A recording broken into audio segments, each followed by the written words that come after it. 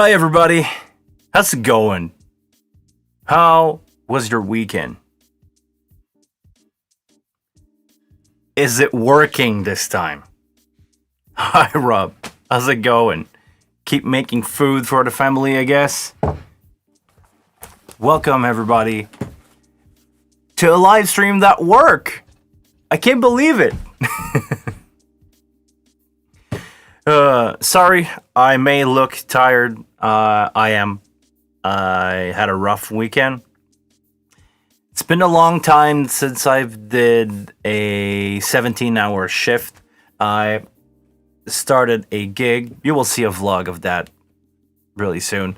Started a gig at 9:30 in the morning, finish at 1:30 in the morning, and I felt bad. It was difficult physically because of the weather. We had rain, a lot of rain. It was a Halloween party. Small setup, nothing seriously big, but yeah, rough on the body. I'm not used to that. It starts to feel like I spend 2 years doing YouTube video and not do load in with stage and PA anymore. I kind of feel it the next morning. Hi, Chris. How are you? I just tell you who I am. I'm Destroy. I just feel like a guy who was run over by a truck. But coffee, console, you guys, everything's gonna be fine. Now, I have to do, before we start the YouTube thing, please give this video a like. If you are not yet subscribed to the channel, please subscribe to the channel. And you can interact with me in the chat. This is a new condition that you have on YouTube now. You can only interact, well, at least on my channel, you can only interact if you are subscribed. So please subscribe to the channel and let me know. How was your weekend? Did you guys have a good weekend? Did you have any event? And if you do, did you have any problem? Because honestly, for a long time, I didn't. I had a new driver for that gig. I had a QL1 from Yamaha, the smallest console, the cheapest one. For those of you who remember the M7CL and the LS9, this is the evolution of that. Fine console. I was only dealing with the DJs, so it was 2 input in, 2 input out. All I did was manage the PA, honestly. I could have done it with a laptop and just dealing with the crossover and then in the amp and just turning down the volume of the amp and the limiter and the amp, and that's it. I had really respectful DJ. Asked them not to go in the red. Don't send me distortion. Man, it was easy. Sound-wise, it was one of the easiest gig I ever did. I mean, 2 input, 2 output, 2 fader, volume up and down. Nothing. Oh, I'm sorry to hear that, Rob. You've been in a bad cold for a week. Sorry. As long as you are healthy now and you're gonna get over, cheer, man. If not, try to have Jägermeister. This is my remedy. This is my remedy when I'm feeling sick. Seriously. You probably know that, but Jägermeister used to be cold syrup. Back in the day, when you were feeling bad, take a shot of Jaeger or something that was like that, and they eventually developed that into a liquor. So Jägermeister is your friend, or it's mine. Ooh, just realized, yeah, whiskey. Yeah, my tongue still taste something, so whiskey is like gas fluid for me. Sorry, I'm a coffee drinker more than a beer drinker, and a Jaeger drinker. Used to be. It's been a long time since I had a shot, seriously. Yeah, there's something wrong with my camera. I think I've dropped it this weekend on the gig, so we'll need to take a look at the footage, but I think I see that little spot right there. Maybe I need a new GoPro. Damn. Anyhow, anything that you guys want to talk about console wise? It's a slow start today. We have the usual friends here, Chris and Rob. But if you have any question about console sound mixing in general, please go ahead. Actually, I had a really cool one. I did a poll 2 days ago, yesterday, I don't remember. Because honestly, I slept so much yesterday that I don't know when, where we're at. I actually forget for a second that we were Monday. So I was about to go on with my usual day and not do a live stream today until I realized, hey, we're Monday.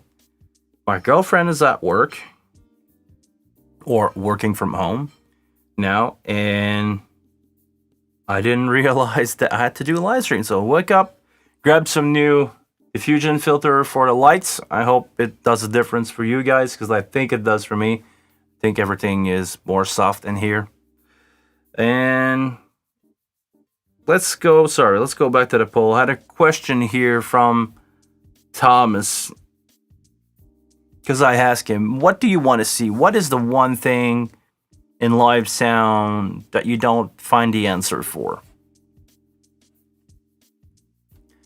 I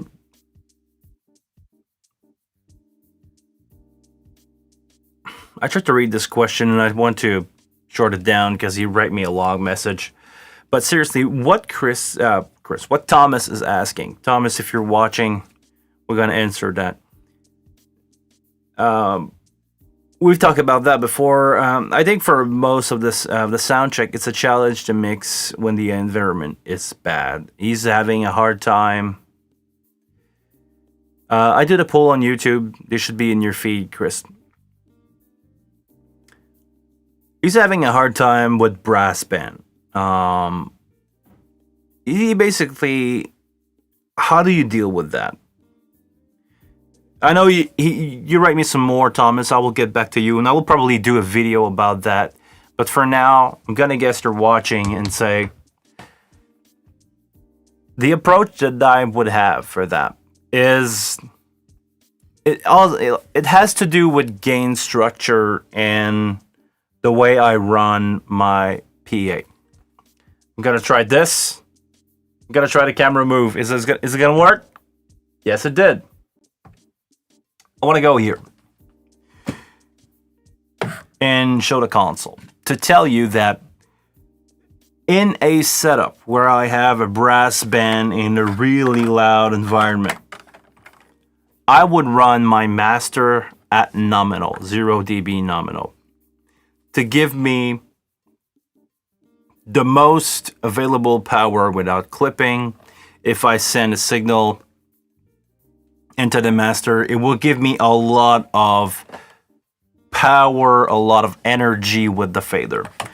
I would gain stage my fader. We got a pink noise here. I'm just gonna get rid of that EQ. We got a pink noise here, so that will act like if it was a instrument, an input. I would gain that really loud, so I don't need to put gain here because this is an oscillator, so I'm just gonna go into source and crank that to, let's go -12. Let's go really loud, but not clipping. Never go into clipping. If I were to have a brass band into an environment that is hard, I would first gain everything. Listen to the band playing acoustically, because brass are instrument. They are acoustic instrument that project a lot. I would give myself all the tool that I need to make a good sound check. Crank the gain for everything and have the option to put it in the room or not. Listen to your band playing on stage, build the monitor for them, make sure that they have everything that they need, and basically don't send anything in the master. Listen to the room, listen to how it sounds. I need to do a video about the 5 mistakes that everybody does live. This is one of them. If you don't need to put it in the PA, don't. If there's a microphone on it and that thing is too loud, like a full stack guitar cabinet, snare drum. What else is usually too loud? Bass amp sometimes. If the guy's running an Ampeg fridge, those 8x10, and if the guy is putting classic SVT, I don't know how many watt, to 11 on stage, and it's really loud, and it's really loud in the room, it's really loud at the mixing position, you can have a microphone or a DI on that thing and just not use it, or use it only for the monitor or in-ear monitor. But at the front, you have to deal with the acoustic. It's called stage level, basically. You have to deal with the stage level. Because it's brass and because they need to project, you cannot ask them to turn down. If you ask them to turn down, honestly, the player won't, because with the energy of the show kicking in at the beginning, they will just play loud. So ask them during the sound check to play at gig volume. Ask them to play loud and not be easy on you in the sound check, because they won't respect that during the show. Make sure that you have a lot of option available with your fader. You have a lot of energy if you need to crank them up, but if you don't turn them on. If you need to bring some, if one of the brass is lost in the mix, if you have a brass section, if the sax are not loud enough, well, take your sax, bring them up as needed. But you don't need to turn them up if you hear it in the room. Trumpets especially are really loud. They are bright, they are high in range. I would just wait. Listen to the whole mix. I start my sound check that way most of the time when I'm dealing with a new band. I'm setting up gain. I'm keeping all the faders down. I do in-ear mixes. Well, sometime I'm going to bring just a bit of low-end stuff like the bass drum, the bass guitar, because the fact that the band is sitting on the subs most of the time, because the subs are most of the time under the stage, that will interfere with the in-ear mixes. But most of the time, I start the sound check with nothing, do a rough in-ear mixes or monitor mixes, and then I just turn everything fader-wise in the room. I leave the master at nominal 0 dB and just crank everything to where I need. Sometimes if I end up with all my fader, being that loud because the room or the stage volume is really loud, and I don't need to send a lot of energy with the PA in the room, I'm gonna bring down the master fader and I'm gonna crank everything to have room to mix with. But I will keep my master fader down. I'm probably not gonna send a lot of energy through it. It's probably something like that, minus 48 or lower. This is the approach that I would have for that kind of big band situation in a reverberary room. And speaking of reverb, don't add effect if you don't need them. People will by default put reverb on vocal, put reverb on brass. But if the room is really reverby, if you have a lot of energy bouncing around, don't add reverb just for fun. If you're doing arena, you probably knew or you probably know that trick already, is never had effect, never try to be too dynamic. Make sure that you hear everything, and then when the place is packed, when the place is full, send out energy, send out stuff through the PA that is missing. So if you feel that the room is really reverby, don't send reverb. If you have a guitar player on stage so loud that he can rip his head off with his amp, don't send him into the PA. You don't have to. Live sound is all about dealing with bleeding and stage volume. forefront of house.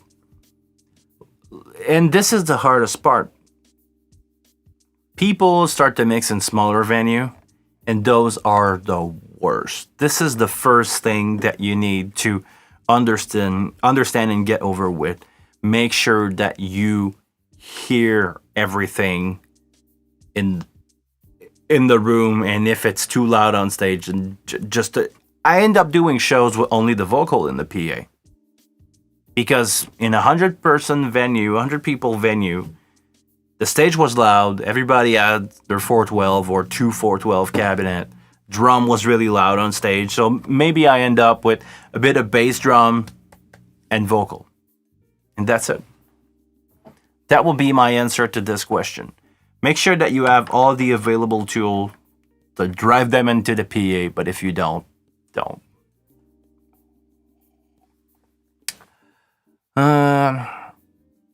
From Rob, here's one of the trouble that I have to explain to people. Why does not a scene preset work for for a night from bar band? Is a sound guy needed? Exactly. It's all depending on the environment of the stage of the room. What you have to explain to them is, Rob, the difference. Okay, let's go. Let's go with the scientific answer.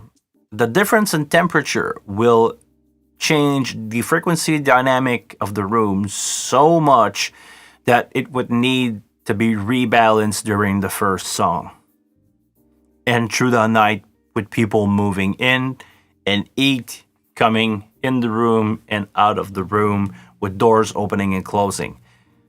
Changing the room temperature 10 to 20 degrees will affect your mix so much in the high frequency that you can lose the intelligibility of your vocal like that. I know you're watching Dave Rath's channel. I got this one from him because I live that situation that Dave Rath explained, where in an arena, people in the front of house rip their heads off because it's so bright, because the sound guy is mixing in the middle of the room.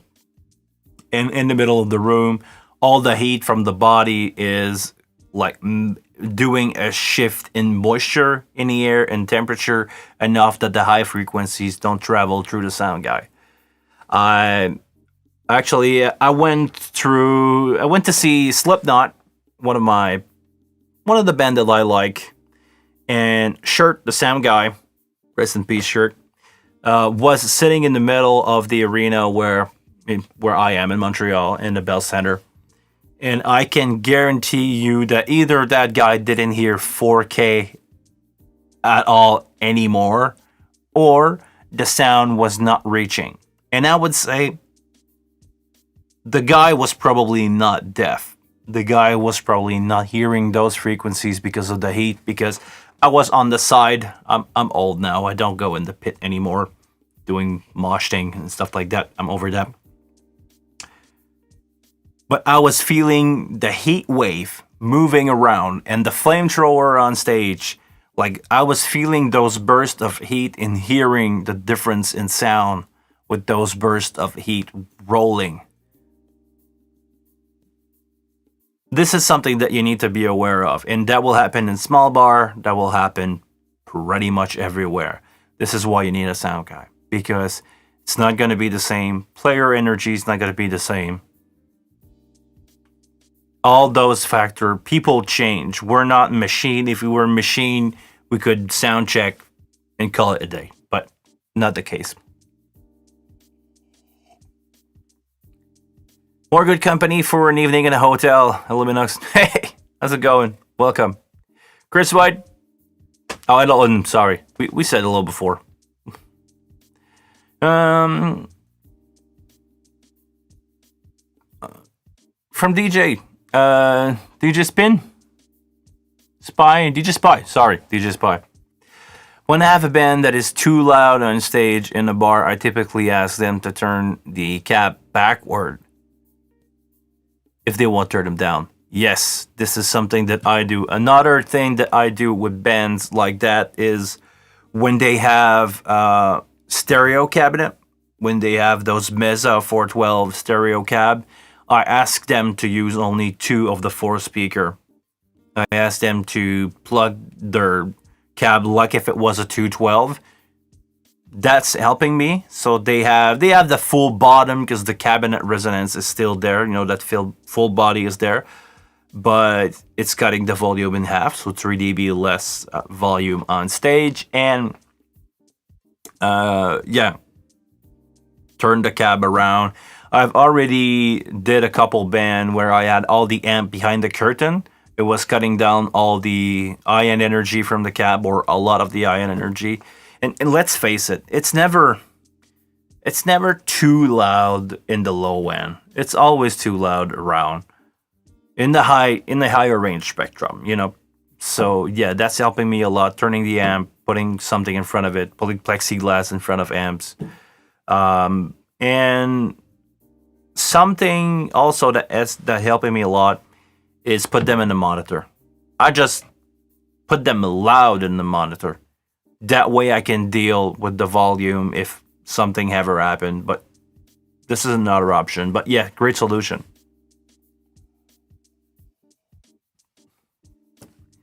Yeah, pyro and temps make it you make it interesting. um. Oh, interesting one from Illuminux. It's kind of like asking, why do 5-star restaurant need a pro chef when the recipes for a souffle is in the book the same as a boiled egg? Why? And everyone can boil an egg. Well, no, I do not agree that everyone can boil an egg, but you never see me cooking, by the way, talking about me. But yeah, basically, this is it. This is, why do you have a bartender? Can't you just leave beer on the bar and people gonna give you money because everybody is honest? It's the same thinking, you know. If it needs to be supervised, it needs to have somebody driving the car to make sure it's not getting too loud, to make sure everybody's having a good time. And what actually people need to understand is this is an investment. As a bar owner, the better the act, the more you're gonna sell tickets, the more you're gonna sell beer. If you try to cheap it out, you're not investing in yourself. You only make something happen, and you need bar owners need to understand that this is an investment. I'm working with some bar or some small coffee shop around my place where the guy understand that. It's always a show with a lunch or dinner. When you buy a ticket, you have a choice for dinner. You know, it's a all include evening. Well, not all include. You have to pay for your stuff, but it's everything. You have lunch. You have the show. It's a small coffee shop limited to 100 people. You cannot have more than 100 people, and the guys always book really good tribute band or people that sold out 2,000 to 5,000 people venue. He's only booking quality act. He's only booking quality staff to go with it. So if it's not me, it's the staff of the artist. He bought a good PA, and he didn't buy a console, but he bought only good stuff, power and everything. And he's investing into quality. And his bar is always, actually all the shows are always sold out in like 20 minutes after the announcement. People see a quality event, so they want to come back to see more. And because they are happy, they are having a good time, they usually leave a good tip. Because yes, here tips is a thing. And they usually drink more alcohol, so sales goes up. You have two kind of business. You have the cheap business, or you have the I want to make money business. That guy is running the I want to make money business. He's selling quality stuff, less maybe less people that he could probably sell, but he's making money with the ticket sale. He's making money with the alcohol, and it's a no-brainer that all his shows are sold out. And people actually at the end of the show try to buy ticket for the next one every time. So this is the approach I think everybody should have: quality over quantity, and make it good.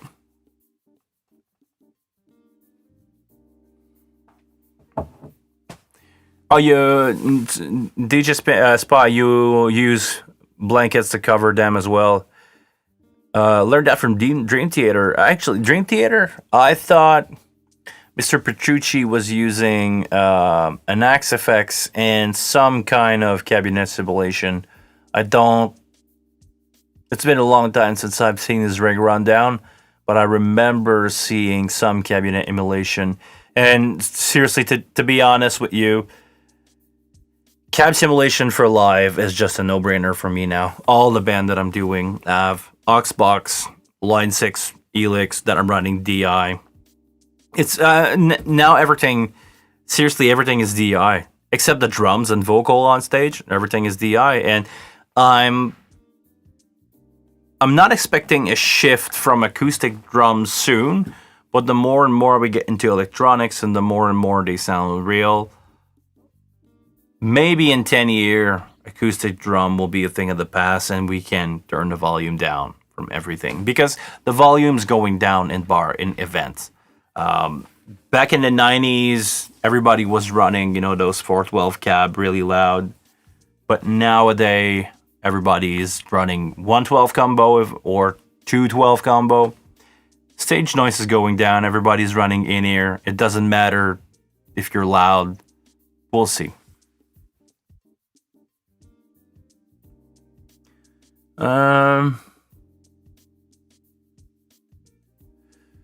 In my area, bars don't understand that at all.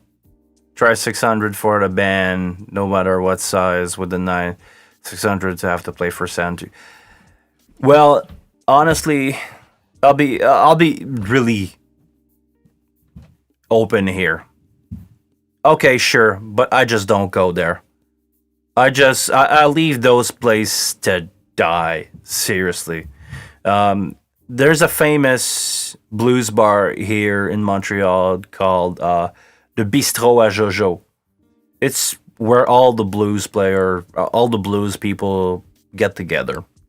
And they give like $350 for the whole band, no matter what you play, how many people are in the band, and you have to do a 3-hour set or 45 minutes. And that place gonna die soon because blues crowd are not there anymore.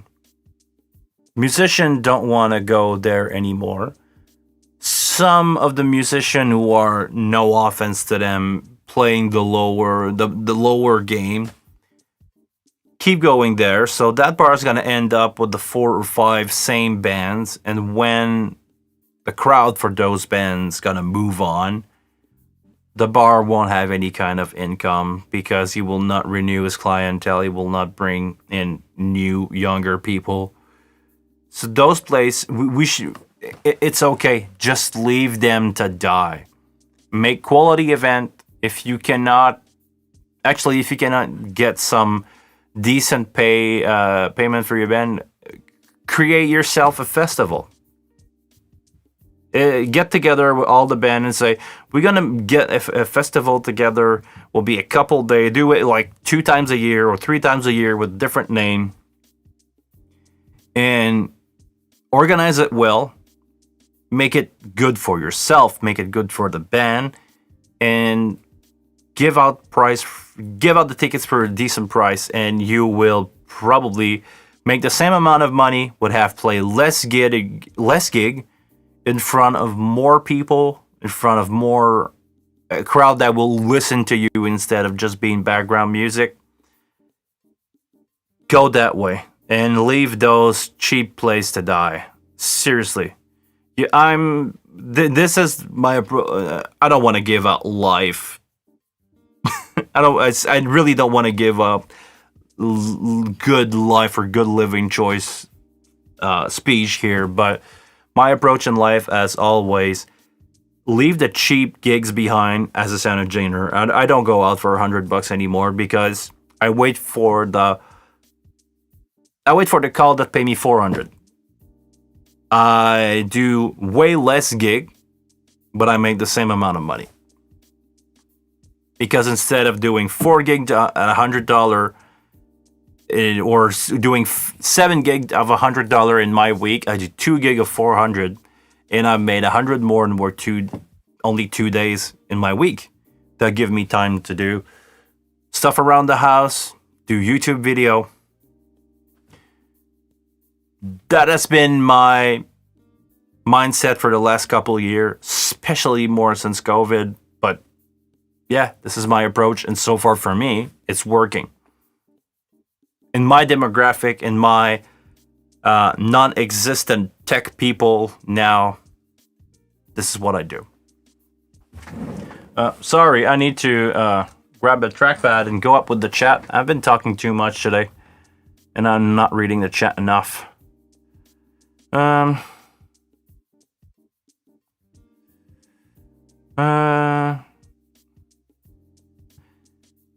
used to do the ticket sale during live session. Problem is that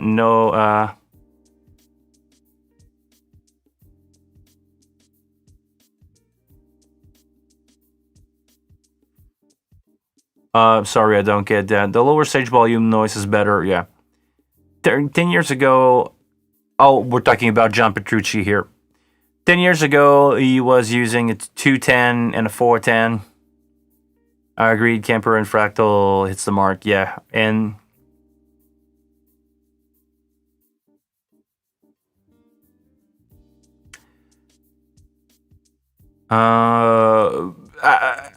seriously, the Line 6 stuff now is good. It used to be crap, but it's really good. Sorry, what else we got?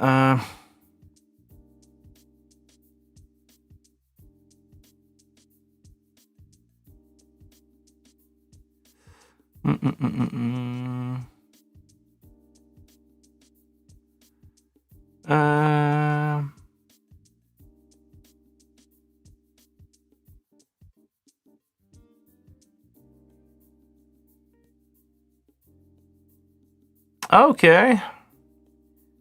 Illuminox, musician, the only people that apparently can pay rent with the mystical, the mystical ethereal substance known as publicity. Because all bad venues start to use it as payment. I thought it was exposure money, but exposure money. Well, I tried to pay my hydro bill with exposure money. It doesn't work, but they didn't cut my electricity, so I'm good. Same here. I do less gig, however, better in quality. Yeah. How do you handle line input on the wing? You turn the gain down. Do I have preamp assigned to this session? No, but I will assign you a preamp if we go in this view here. Or this one. Yeah, this one will be better. I'm going to assign a preamp to channel 32. I'm going to assign one to the local in. This one, just for fun. Oh, sorry. And turn the gain to 0 or minus 2.5. This is as close as line level. Or in the back, you have the option to just plug into the line input. So we have, instead of using the microphone, we have aux in. Aux in should be line 1/4 inch level.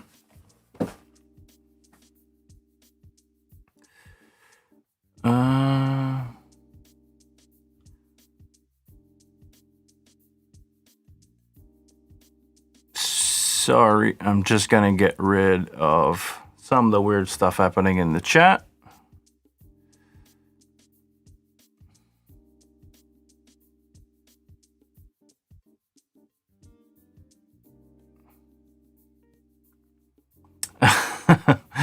Hold on, let me explain that. I just want to get some stuff cleaned up here.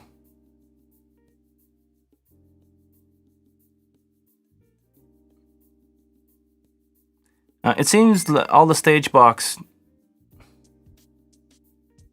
don't come with one for us payment.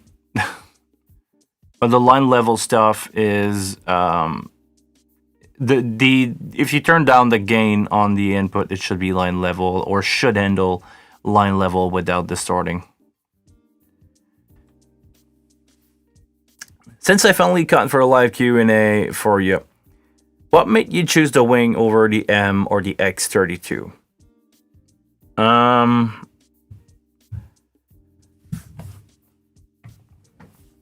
Size, physical size is about the same, but I can fit so many input on it. The need that I have for aux, I need to have a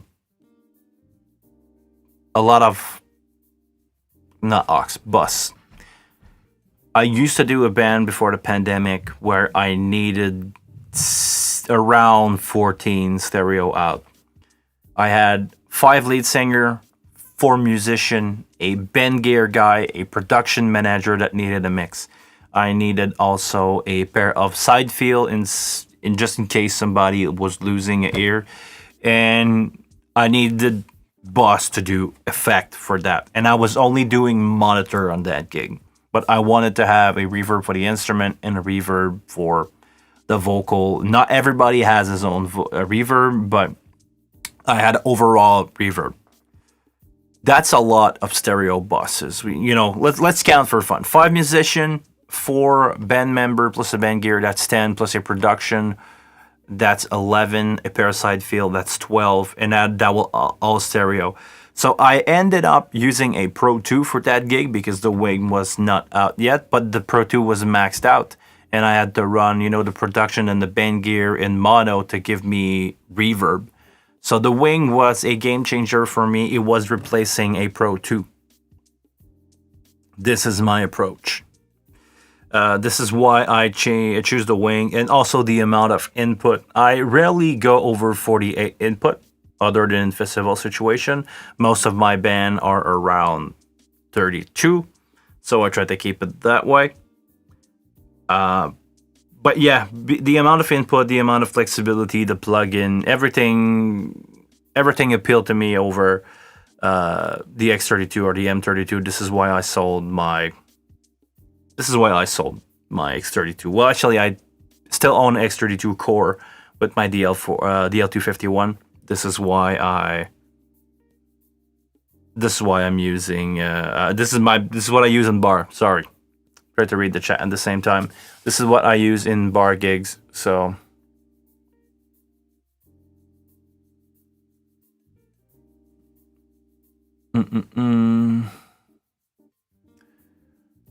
fake bottom. Do you know my ex? No, I don't, but I know how to fake a This is what I use to fake a snare bottom. If you watch my video about snare enhancement, this is what I used to do. I'm running a paint noise into a reverb and using a gate to send out small bursts of paint noise into the reverb, and that give you really nice snare enhancement stuff. It sounds like a snare bottom mic. You can blend it with a real snare bottom and a real snare top mic, but yeah, this is really something that I've discovered from the studio guys. They used to do that. I need to try it out on a bass drum. Actually, I need to try out both oscillator on a bass drum. Sending out a punch in the high frequencies and sending out in the high frequency with the pink noise, and sending out a 60 hertz or 40 hertz, 30 hertz rumble in the bottom with an oscillator. I need to try that over a bass drum and see if I can make it sound good. If it does, maybe I have an idea for a plugin for Behringer. Maybe they could create some tone gate like we have in Reaper and use that on drums. Actually, they should have that already. just a small plugin with a gate. I'll send them a message and let you guys know if I created a plugin for the wing or not. Eventually, please, guys. I need to talk to you about that. What else? Yeah, the total customability is everything. The wing is a better choice. I mean, it's like a computer. My girlfriend's got a 12-year-old. Sorry, I got people asking me for gigs while we're doing this. I'm just gonna.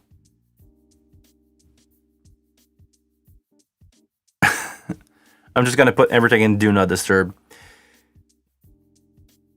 My girlfriend's got a 12-year-old laptop. It was fine 10 years ago. It's still good today, but we have better option. We have faster stuff. We have more flexible stuff. I'm running this live stream from a laptop with an external card and 3 camera, could be 4. If 10 years ago was not possible, now my laptop have the in and out and speed to deal with that. So this is where we're at now. 10 years from now, Wing 2 or whatever it's going to be called is going to replace the Wing, and we're going to laugh at that. Say, oh, the Wing only have up to 96 channel, up to 16 stereo buses, up to... There's going to be more. But seriously, we start to reach... there's a diminishing return at some point. There's not many bands that need more than 48 stereo sources, more than 48 channel mono or stereo. Once you end up with more than 16 stereo bus, that's a lot. I mean, of course, some good things gonna evolve, but even if you give me the option, I would not put 24 mic on a drum kit live.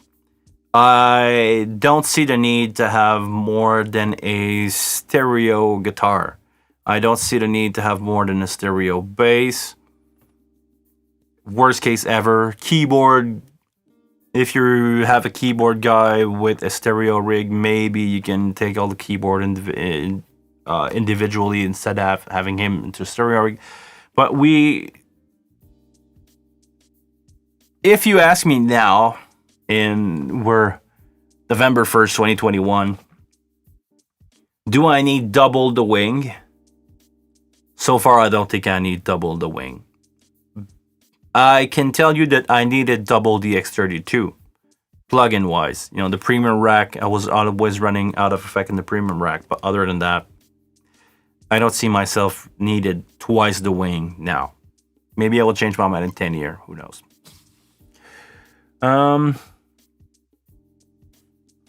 Sorry, I'm just gonna move my mouse here. Are you running any stage box in your live setup? If so, how do you handle the line input? To my understanding, you need the box on the you need the box on the Midas stage box. You need the I box on the Midas stage box. I usually, when I'm running a DL251, this is the stage box that I have, a DL251. It's the 48 channel, 48 input blue box from Midas. I never had a problem with running something lined into that because first, I think those preamp are lying to us. When I'm getting a line signal for something that's going out at minus 12 or minus 18 dB. Oh, sorry, the other way around. When somebody's sending me a line signal around minus 12 dB FS, I'm getting it at minus 18. I think there is a 6 dB headroom there in the preamp. I think it has something to do with the way you measure the dB vault in there, but I only scratched the surface of that, so I'm not gonna go there. But I think they are set to be a little lower, so you can crank them up, and they Also handle clipping because they have a 6 dB headroom on every single input, or it's a 21 dB. Somebody correct me if I'm wrong, but I think from the Midas website it says you can go up to plus 21 dB of gain without distorting. Could be wrong. Could I've misinterpreted the spec here, but it has something like that. I never had any problem running line level into them. They don't distort. They don't overload. Period.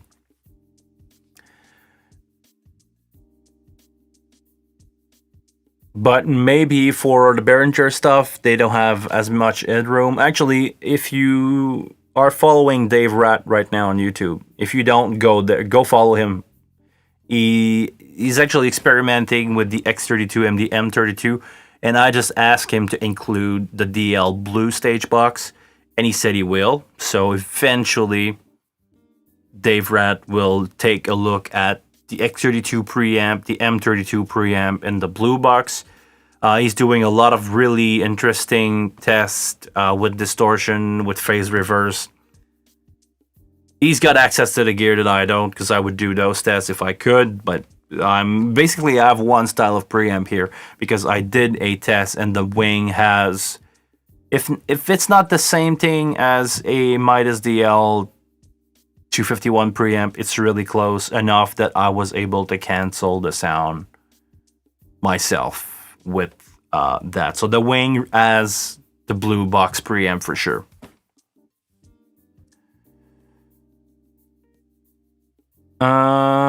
What's your favorite compressor for drum? I love the Lesher com for that. To get the 80s, 90s. My favorite compressor for drum is the 160. I'm a huge 160 fan. Can I have this? Oh, I'm not gonna do that here. And when I say the 160, I'm talking about this guy right here. It's a slow attack compressor. I don't like to smash down my drums. I like to smooth out the end of the transient. So definitely something that I recommend you to check out. It's because I tried the real thing on drum before in the studio, and I was amazed how good it sounded in on the bass drum and on the snare. I think, do I have... Oh, okay, I probably went crazy with this one. The Itero is also something really good because you can set the amount of maximum gain reduction for that plugin. So, really interesting compressor to use on drum. But yeah, that will be my answer for drum, vintage looking 160.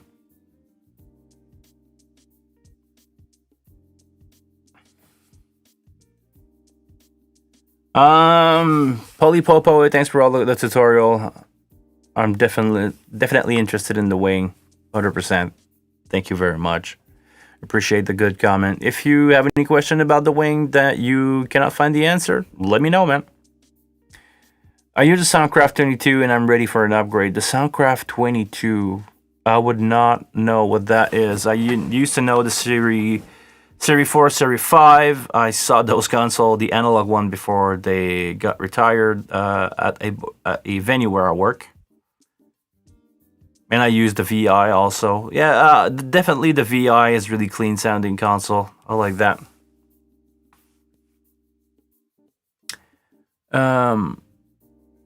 If they could find a way to manage the Dente controller available on touchscreen, thus eliminating the need for extra gear just for routing Dante, it would be my dream console. That may happen in the future. I don't think it's impossible to do so.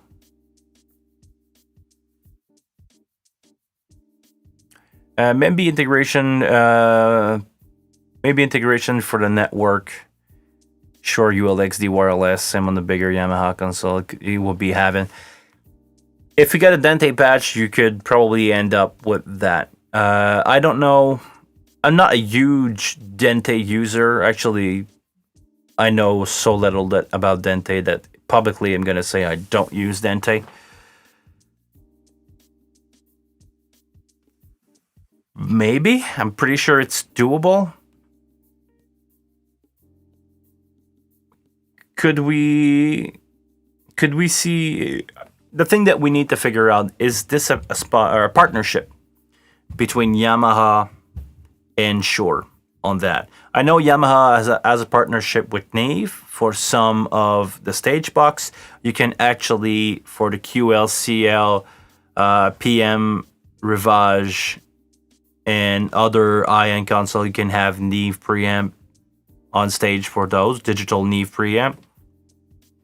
So maybe there's a partnership that could have been done with Shure that would exclude them to work with other brands. Otherwise, I don't know why they would not want to sell that.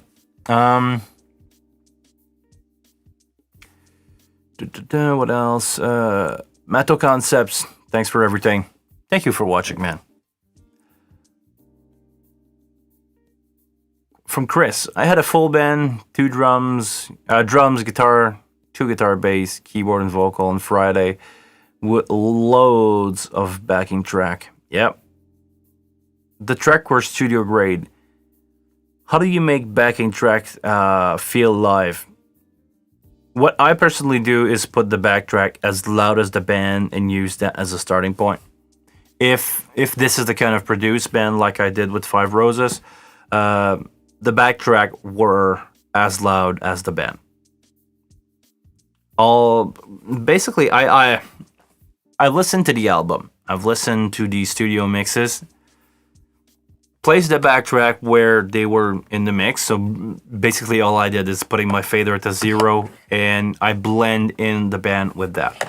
This is not the approach that I'm using all the time. When I'm doing Simon Morin, who is my main band, it's the other way around. I'm using the live band, and the guy is also working with me in that sense, where we build the show together. I'm gonna say it that way. I'm in the band. I've been with the guy for 12 years now, and we bounce an ID back and forth. And when his latest album dropped out, we took a listen at the session. We decided who's going to play what, and I'm mixing it like the album, but I'm mixing the band up front with the backtrack a little behind. The keyboard player, Gabriel, is doing a lot on that show. He tried to take as much as he can and do it live, and whatever he cannot do, and the back vocal and the weirdo effects do end up on the backtrack. So it depends on the approach of the backtrack. In doubt, what I would personally do is mix the band first and bring up the backtrack until it feels like an album. On other band, it depends. But, okay, I'm going to tell you what, Chris. Ask the band. Fine, there's always one guy in those band that knows what's on the backtrack, that know a little bit about sound. He's probably the one who built the computer with the backtrack. Ask that guy, have a coffee with him for like 5 minutes. Hey, I'm gonna mix front of house. What is on the backtrack? How do you want me to approach it? If you ask them, if you show interest in their stuff, he will tell you it will make your job easier. It will make everybody happy really fast. You will work together. And the fact that you will work together, if you ask them just for fun to turn down the guitar amp on stage, they understand that this is you try to help them sound good. You don't try to do a sound check really quick and go at the bar. That will be my approach to that. Just 2 options. You put the band first or the backtrack first and change that. But you need to have the backtrack loud and you need a PA. I don't know what is your situation with the PA, but you need to have a real PA with real sub, and you need to be able to move sound. This is the problem that I faced the most when I was doing smaller places. Ben coming up with backtrack. Stage is really loud, or you act like I was saying before. You end up with the backtrack, the vocal, and maybe a bit of bass drum in the PA, and you cross your finger that it sounds good, but it's going to be loud. You need to have a lot of volume to make those backtrack really push. I hope it answered your question. The Soundcraft is from the Signature series. Signature series is analog, right? It's just one step over the Spirit series, if I'm not mistaken. I'm not a huge Soundcraft guy.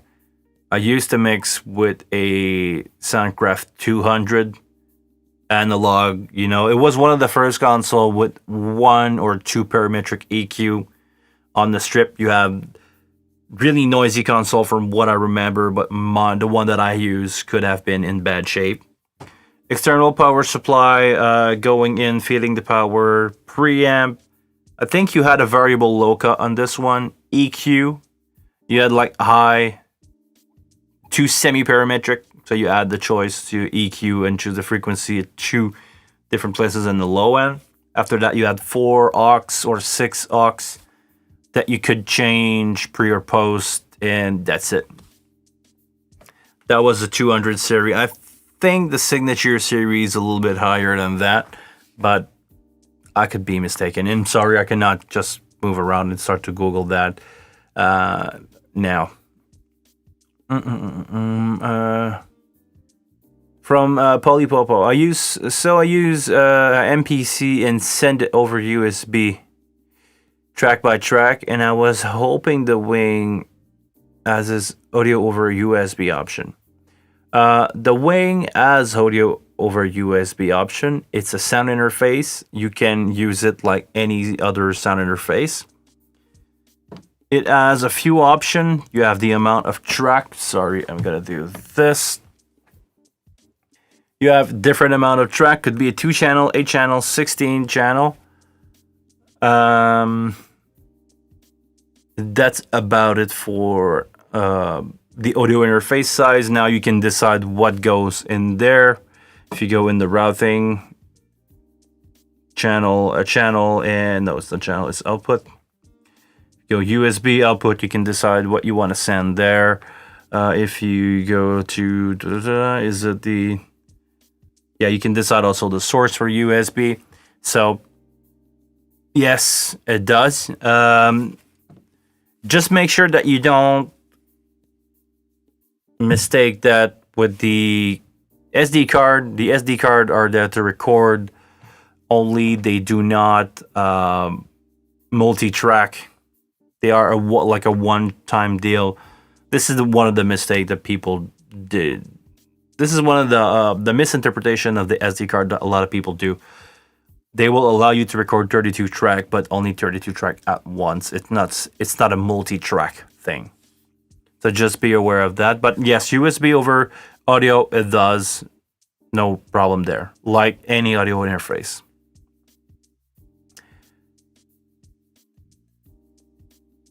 How many work with click track for bands to sync light and video pyro to the music cue? Not sure to understand your question there, Luminous. Did you miss a word, or it's just it's my French Canadian stuff that missing? I've met a lot of band that tour with light, floor package for light, and backtrack. Backtrack a lot, floor package a little less because it's an investment. You need to bring always the same lights, the same light at the same place every night for that to work. So you need to travel with racks of moving lights and LEDs. It worked. I've done it before. I've built a small setup for a band that I'm working with. I've built backtrack setup for a lot of band. Everybody's on in-ear. Everybody's working on a click track. Everybody's working with cues. This is something that is really helpful. I used to do that with my band. We have 4 track coming from the backtrack, a stereo sequence with all the keyboard and stuff that we were not physically playing on stage, and we had a click track and a cue track. Cue track is really good, but it also can play against you because you rely on it at some point. You don't remember your song, and you have something in your ear to tell you, okay, chorus in A, and you go chorus in A. It's, it depends on the type of musician that you have, but a lot. Polio, thank you. You're welcome, man. I hope that answered your question. If you have anything else, don't be afraid. Just ask. Hmm. Have you noticed huge audio quality difference in the Behringer stage box versus the Midas? Yes. Huge. Huge is debatable because um, I'm gonna go with something that is fresh on my mind is what Dave Roth proved.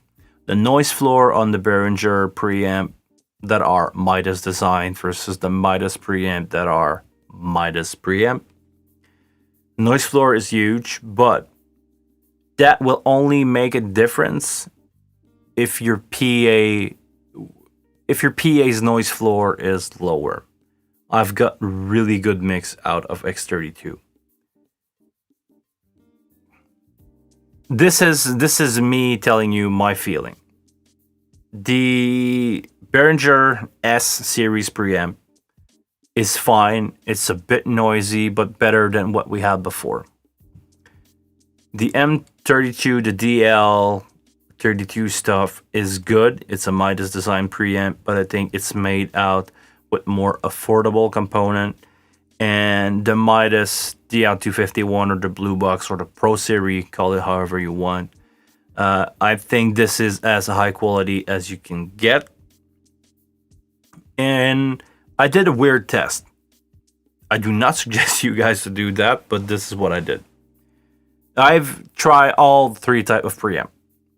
And one day, in between shows, I changed the box. I changed my DL32 for two DL153, I think. It's the 16 by 8 from Midas.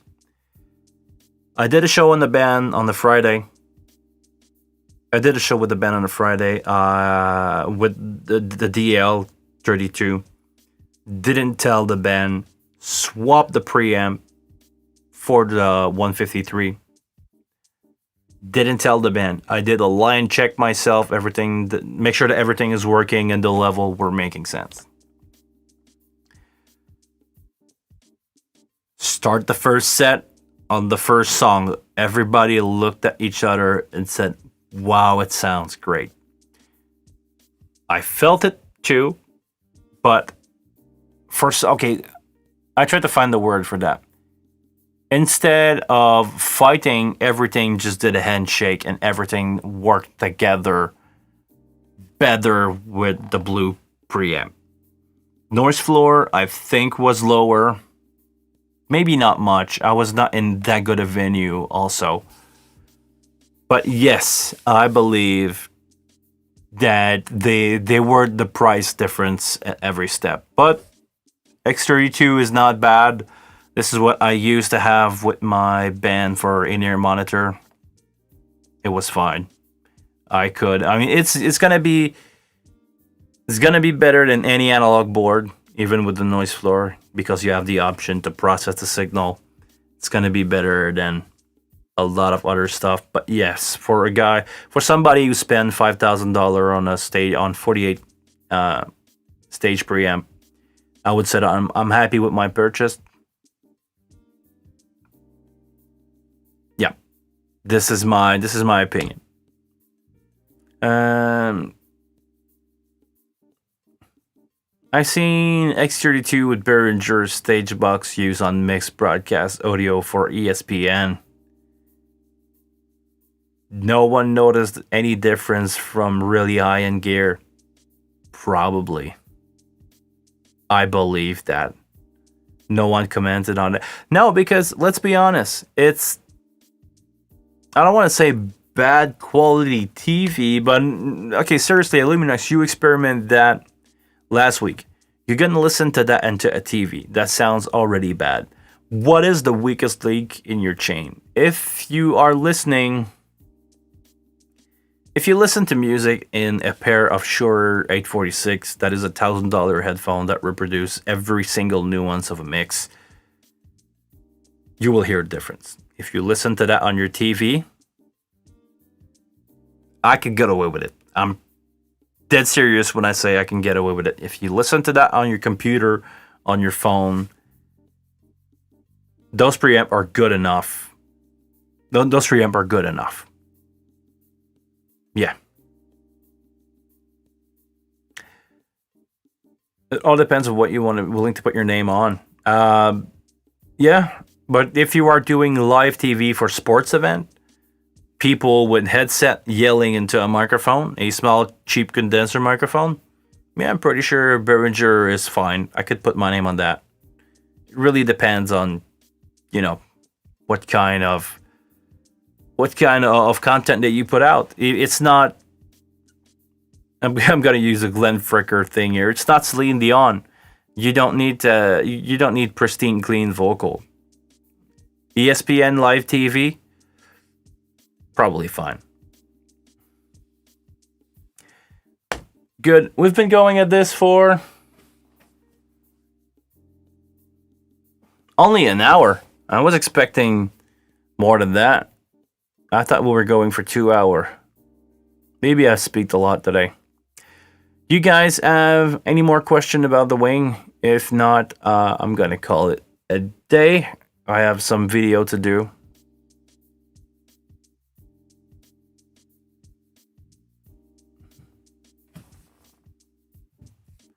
And I'm having apparently problem with my software.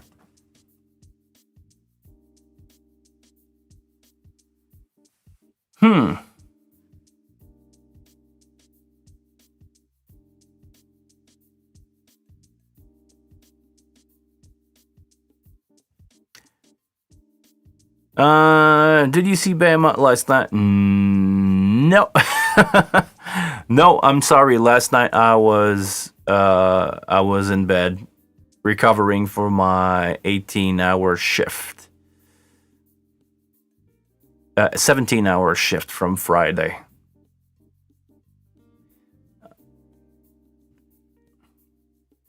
Okay. Well, that's gonna be it for today.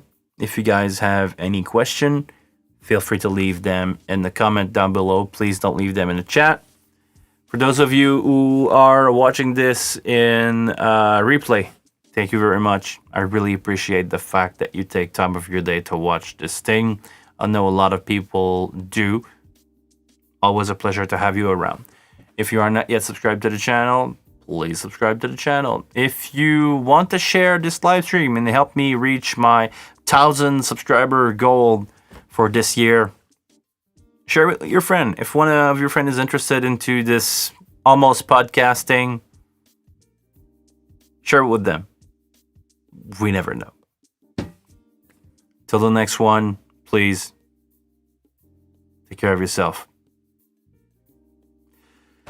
And I didn't program my outro button like I usually do. Ah! My mouse keep moving from screen to another.